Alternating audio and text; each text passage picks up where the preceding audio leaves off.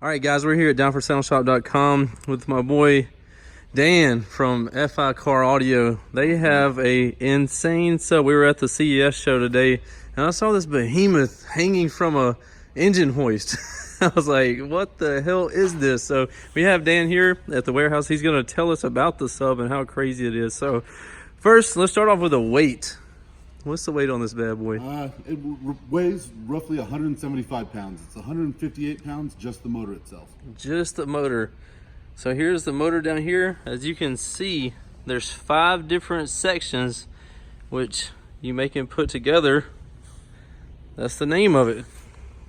Penta. Yep, the name of it's the Penta 22, basically. The Penta is the design of the motor, and then of course it's on a 22-inch sub. So it is crazy. So talking about the back plate and everything, what does this consist of back here? Is it just standard metal, or basically all of the black part right here is actual steel. You know, it's stacked and machined and everything like that to control the flux to the pole. Well, all of the stuff out here, this is all basically heat sink and something for you to set the motor on and everything like that while you build it. You know, it's sort of a standoff. Right, man, insane. So it looks like, what's this, a triple stack? Yeah, it's the split ferrite, the same stuff that we use for our Omega motors. Just we're using it for this one in a 5 configuration versus a 4, and it's a triple stack for the added excursion on it. Nice. So talking about the excursion, what kind of excursion does this bad boy have? Peak to peak mechanical is about 6 inches peak to peak. 6 inches. The X Max on it is 63 millimeters one way. 63 millimeters. So moving up from there, you have the top plate right here, and then getting into the coil that we see down in here. Let's go ahead and push it back over so it'll be easier for me to see. All right, good right there. All right, so the coil that we see in there, what size is that bad boy? That's a 4-inch coil. 4-inch coil. And how tall? Give us all the goodies on the coil and everything like that. All I'm going to say is it's slightly larger, about 50% larger than what our current Omega coils are. Cool. And then so we move up from there, we get into the spider. So what are we looking at the spider right here? The spider is the one that we had tooled for ourselves. It's a 13.5-inch spider. 13.5-inch spider. And then moving over here, this is pretty unique right here. I've never seen terminals like this. So tell us a little bit about the terminals that we have going on here. Basically, it's a plastic case that isolates it from the aluminum, of course, so it doesn't short and stuff like that. But it's the bolt-in design that we use for our hybrid systems. And we made our own custom terminal blocks up here to orient the cables coming out the back and give you a place to be able to anchor everything. Plus, we've gone through and in the mold itself, we made a negative and a positive terminal, so there is no guessing on which one's which now. Nice.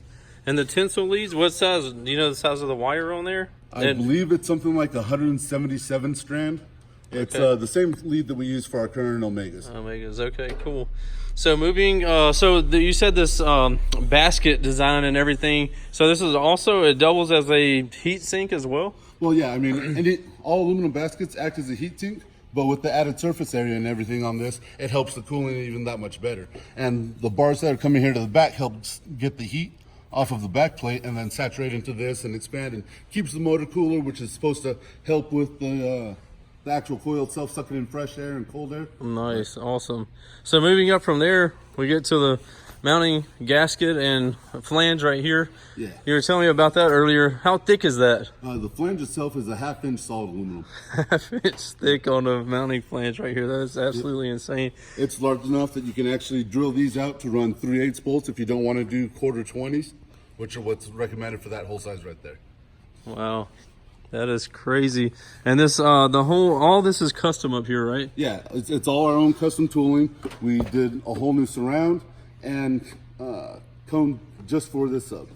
And then to top it off up here, they have their all new 7-inch carbon fiber dust cap, correct? Yep. During Black Friday, we just released these on all of our other lines, and we actually ordered them just for this sub so it would look proportional to everything. Right. We don't want it to be, a little tiny one like right. It would look kind of off if it was any smaller than that. I mean, it looks pretty perfect like that. Yeah.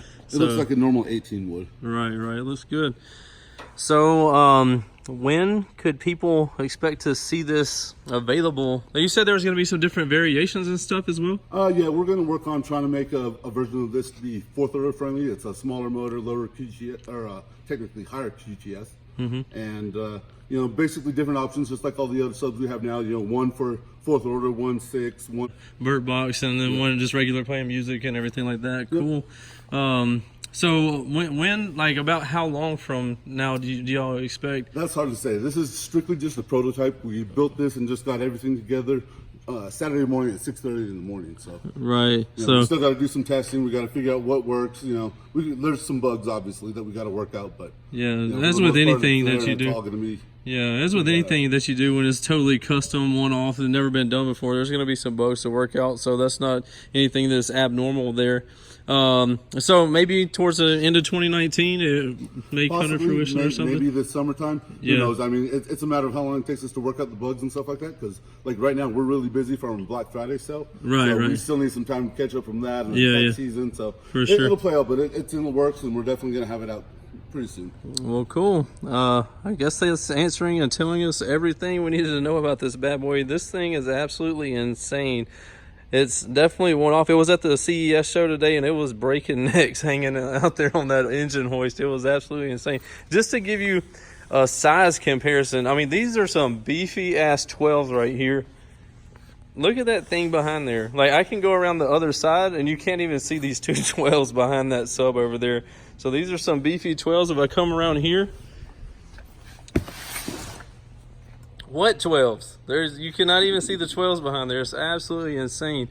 Well, man, I appreciate you taking the time to give us a tour of it, and y'all check it out. Be on the lookout for it. I would say 2019, at least by 2020, it should be coming to fruition there. So check it out, man. This thing's absolutely insane. Drop a comment below. Let me know what you think about it.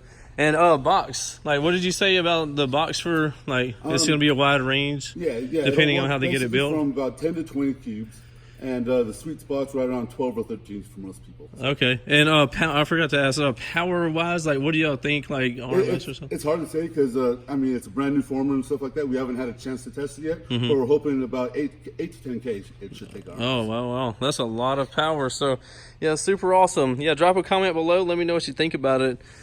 I think it's freaking crazy. All right, y'all have a good night.